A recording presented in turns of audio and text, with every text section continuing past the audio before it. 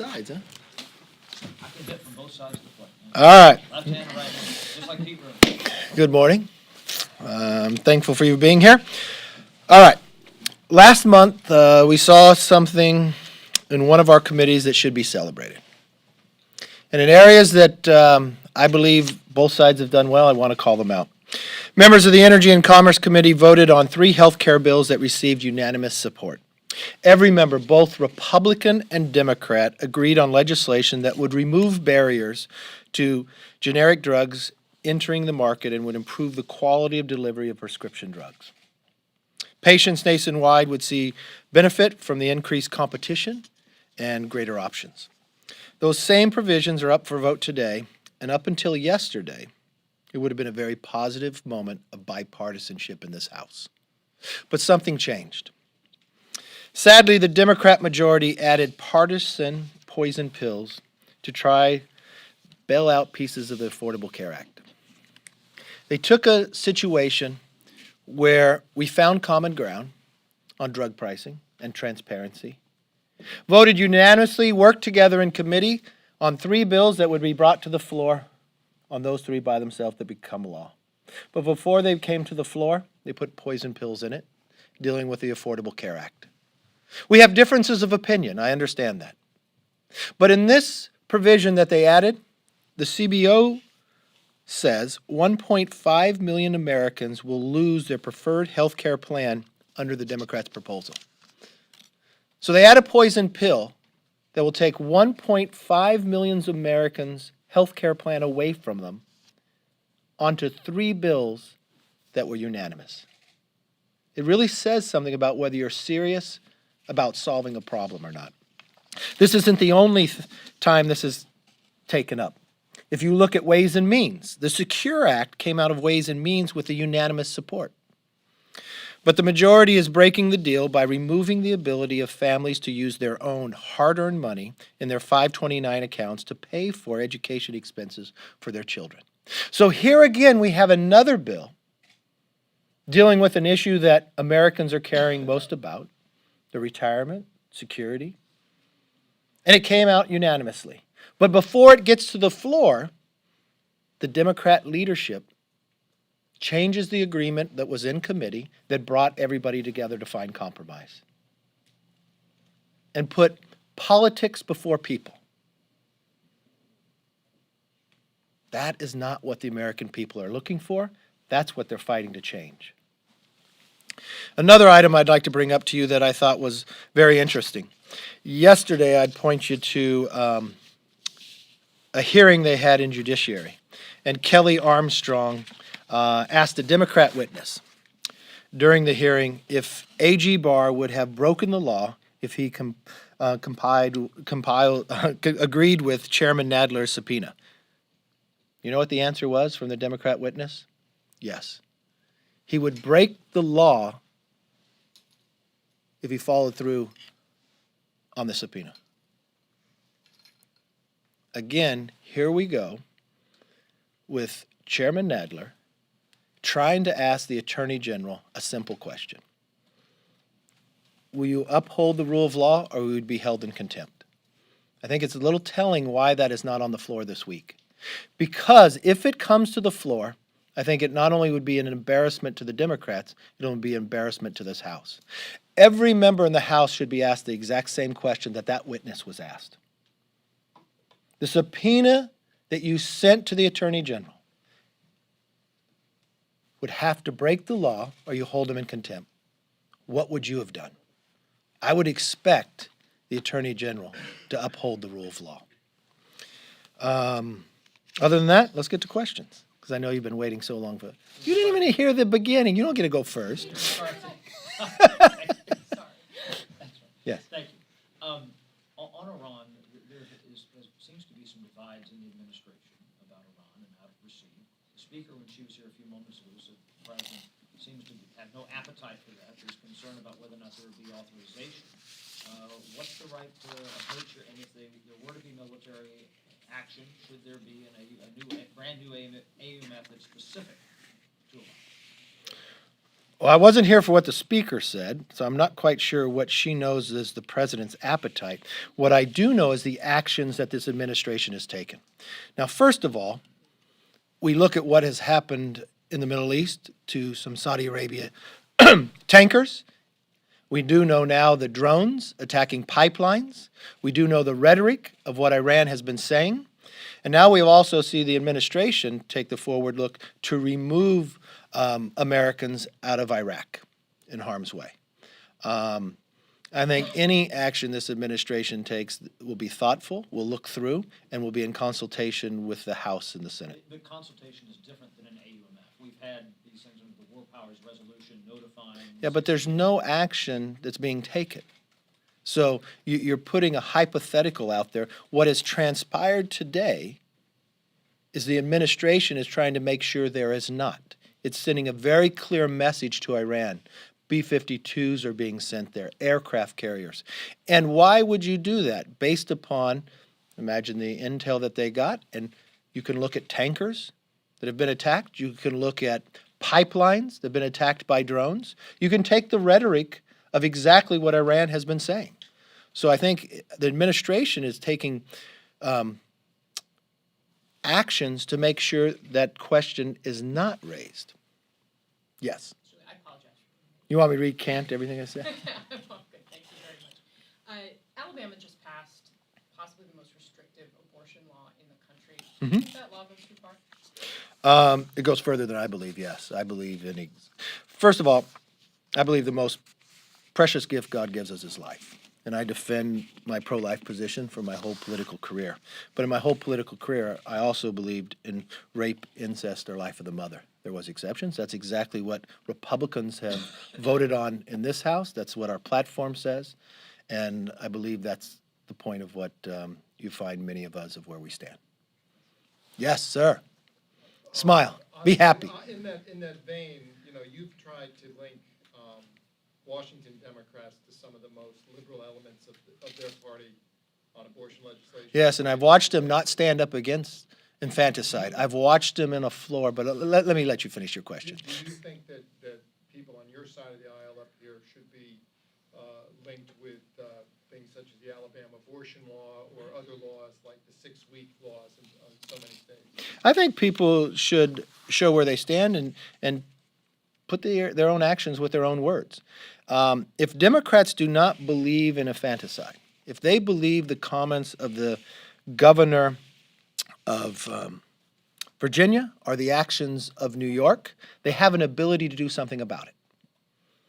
They can sign a discharge petition and protect a baby surviving abortion and born alive. That's the question before them, and that's actually inside the House. So if you want to be fair in the process, you can look at my votes. You can look at where I stand. I'm pro-life. I believe in the sanctity of life. That same point that I've always said, I believe in exceptions for rape, incest, and life of the mother, and that's what I voted on. Democrats say one thing, but will not sign to protect a child that is born alive. I would not think you have to have that legislation. So if you want to compare the two, they have the ability to stand and show what they say they stand for and actually sign a discharge petition and prove it. Yes, ma'am. I have a question on trade, but just to clarify Please. on the Alabama thing. Yes. I haven't read Alabama's law yet, so I might not get it 100% correct. Would you like to see the court strike down that Alabama law? Look, I'm not an attorney. I'm not on the Supreme Court. I'll have them look at it. I'm sure it'll. If you listen to, if I caught a clip of an interview of the author, I think his point was to try to get it to the court. I think he said the individual tried to make it to an extreme position to try to make a debate inside the court, so I'll let the court make that decision. On Trade, yes. Lighthizer was up here yesterday meeting with Democrats, trying to see if they can advance that. Democrats are seeking enforceable provisions in the trade deal for labor, for the environment, and on prescription drugs. I just wonder, on the Republican side of this, are you willing to negotiate on some of these Democratic demands in order to try and get this done? Look, we want to get this done, and why do you want to get it done? More jobs for America. more growth economically. It modernizes the NAFTA agreement. It makes America stronger. The things that Democrats have asked for prior, they wanted to hold Mexico labor laws up. They wanted them to pass legislation. This is what they asked for in the negotiation. What took place just last week? Mexico passed in their Senate their labor laws. So are the Democrats changing what they want now? I think it's now the opportunity is to vote on this and move this forward to make America stronger. I don't know that they have to have more negotiations because the negotiations were ahead of time. You had the two countries along with ours combined together to be able to sign it. I think if there are off agreements, they can get to that point. But I don't believe you should keep moving the goalpost just because you don't want to vote on something that would make America stronger. Yes. The Republican Party's always been, or labeled itself as a family values party. Mm-hmm. Can you talk about the president's immigration proposal where he puts degrees and grades ahead of family reunification? Are the Republicans in the House going to approve it and agree with it? Well, have you read the proposal? They have said. But have you read the proposal? No. I have Okay, not. so let's take the premise of your question first, because I had sat down with Jared. There's family reunification in there. There is the need and the whole section to divide to bring a family together in immigration. Our immigration system is broken. You're watching right now what is happening along the border. I've been to the border. I've seen children come by themselves across. I've seen children handed to other families coming across. I've watched everybody in this country understand the crisis that is happening on this border. Even the New York Times editorialized about this. The only people who believe there's not a crisis is the majority party here, the Democrats, that won't let us take action. Just last week, and it goes to the premise of your question, if the Republican Party believes in helping families, we put a motion to recommit to provide the money for the children and the families on the border. Now, you don't have to read anything about it. You could go watch it. The Democrats voted no, and the Republicans voted yes. So again, sometimes people say things they might not mean because they don't take the actions. Republicans back up the actions by making sure families are reunited, making sure that we have resources to care for these children that don't have families that are sitting along the border as well. It was the Democrats who voted no. So I look forward to you asking them that question. Yes. Do you really believe that something on immigration can get done in this election cycle, or is the president simply putting forth a messaging bill? No, I think what the president is putting forward is it's not the complete immigration bill, but it's a very good start and it's the base where people can work from. But the crisis we have today, we got to solve the loophole problems that are going down along the border. I think that would be one element. We tried to get immigration reform done, as you know, earlier this year. Unfortunately, Speaker Pelosi declined doing anything with the DACA population. The president was prepared to make that happen. I've watched the president in his State of the Union go further than almost any president on any side of the aisle on where he would go on immigration as well. As you know, when we were in the majority, we put two bills on the floor. Overall immigration reform came very close to getting them passed. Unfortunately, not one Democrat voted for it. So it goes to the premise of your question. Are they serious about solving immigration, or do they want to keep it just as a political decision? Now, I would hope that would not be true. But when I look what we're voting on this week, that even though, let's say this, that we get a bill out of, immigration bill out of committee, much like we've got a prescription drug bill out of committee that would lower the price and give more options, and we were able to come to an agreement and debate and find common ground and have all the Republicans and all the Democrats vote for it. But before it got to the floor, you'd put a poison pill in it. Maybe it was just that one time. Maybe they just had a bad day. But lo and behold, we were able to do something like that inside Ways and Means as well. The Secure Act, where we could deal with people's retirement and find common ground on both sides. And it came out of committee with all the Republicans and all the Democrats. Oh, but before it goes to the floor, we're going to change it for political reasons too. So your question to me is, can we get it done? If they continue the behavior of what they're doing now, putting politics before people, the answer would be no. But I am willing to work with anybody that wants to solve this immigration problem. What do you think is the next step for Congress after the president gives his speech? Do you put together a working group, or is it just a speech? It's not just a speech. The president is the individual, the only one I know that continues to offer ideas on solving immigration. As I sat in the Situation Room in the White House during the shutdown, and we had many discussions about this, the answer we always got from the Speaker of the House was, I can't talk about that until government's open. Even though this is the same Speaker when she was the minority leader that holds the record in the House for the longest speech ever given. And it was just roughly over a year ago, and it was all about DACA. So the moment and chance that she had the opportunity to solve the problem that she stayed on the floor to speak the longest about and to shut the government down over, she declined the opportunity to solve it. So it does raise the question, does she want to solve the problem? Some people sometimes want to keep a problem out there. Yes. You were extremely critical last week of Judiciary Chairman Nadler for I still am. subpoena for the The witnesses are too now, yeah. without having read the less redacted version that DOJ was offering. Yeah, did he read it? Sorry? Has he read it now? Not to my knowledge. So but I'm in the same neither position. has Ranking Member Nunes, who also issued a demand to the Justice Department. Did his staff for read the it? entire thing. Staff is not allowed to go read it without a member, so what's your response? No, that's not to true. Ranking Member Nunes going to read the report, not going to read the report while still I demanding? still have the same position. Okay. So you want to equate Devin Nunes with Nadler. Well, they're asking for the same thing, and they both. They're not asking for the same thing. Is a subpoena the same thing as a letter? It's not the same thing as a letter, but. he Okay, said in okay, the so letter that he sent out to so them we got that all premise. It's not the same thing as a letter. Nunes is not holding Barr in contempt. I think the same position I had before.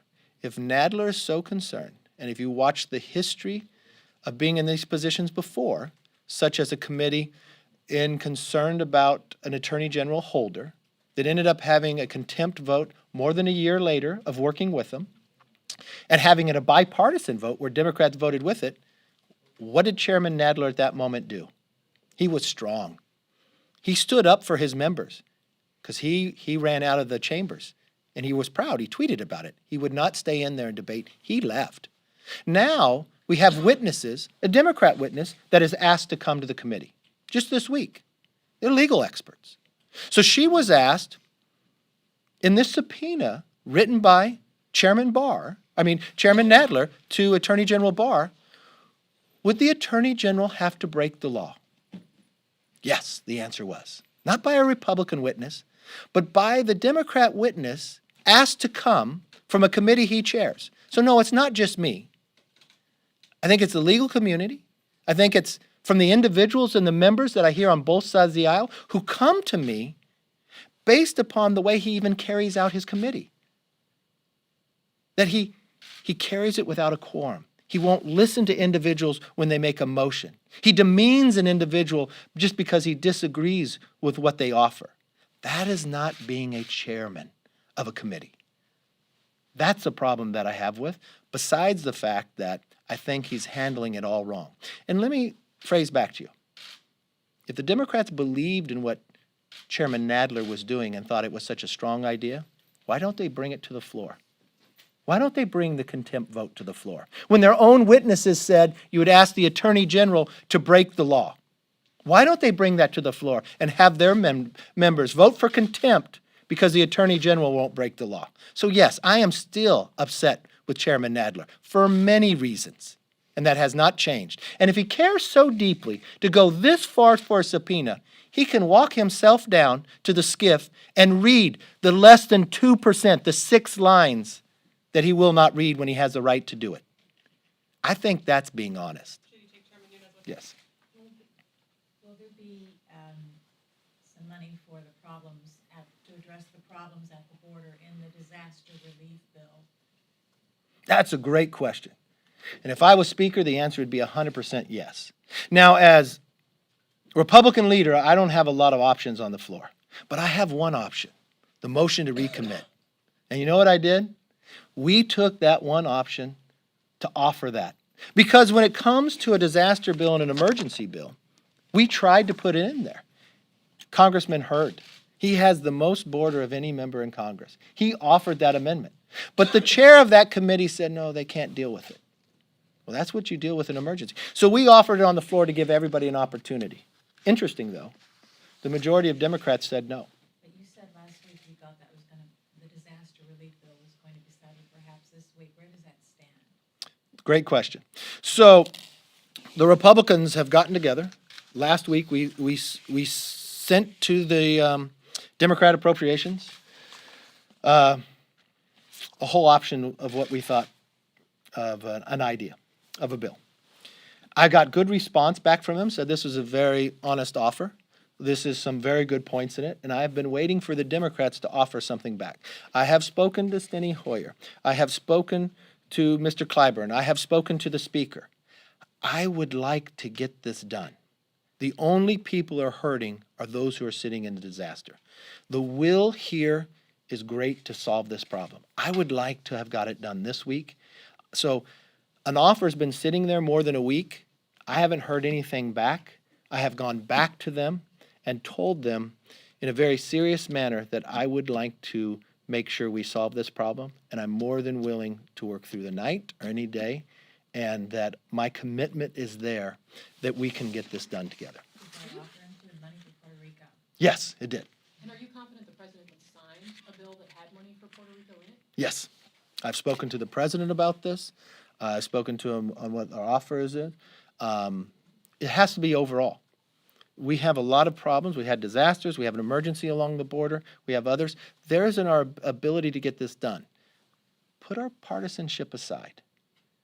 When people are in a disaster, it doesn't matter whether you're Republican, Democrat, Green Party, or anything else. This is the moment government should help. And putting these poison pills, I go back, they're doing it to lowering drug price. They put a poison pill, and the poison pill is to take 1.5 million Americans' health care plan away from them. That's not my numbers, that's a CBO. Then the idea of a retirement to help people to save for their children's school, oh, let's take that out. Because we have a new Democratic Party that we don't all agree. So even though the committee did the work, and even though it voted 100% on both sides, no, leadership decides. And we're going to make it partisan. Last question, yes. On USMCA, the original NAFTA vote, dozens of Republicans voted against it. Are y'all to the point yet where you're whipping and finding out, are there any Republicans that are not ready to support USMCA? And have you heard from Lighthizer on the implementing bill, whether he's listening to you? There was a letter saying, please don't lower de minimis. In the PTO, we made it clear we want de minimis at 8. Look, we meet with Lighthizer, we meet with our members, but the only time, it doesn't matter with this bill or anything else, we don't start whipping till a bill is going to be scheduled. And the person who determines that is the Speaker. I think it's time to vote on it. I think any time you have legislation sitting before you that would make your country stronger, improve your economy, and actually get the requests you made, the Mexico changed their labor laws, and what you requested before you could vote on it actually happens, I now think you should actually keep your word and do what you said you would do. Just schedule the vote. Has spoken about de minimis, whether that's going to be in implementing, trying to lower de minimis to match Mexico and Canada? That's a question for him, of where you'd see, but no bill has been scheduled yet. Thank you all very much. I appreciate you coming.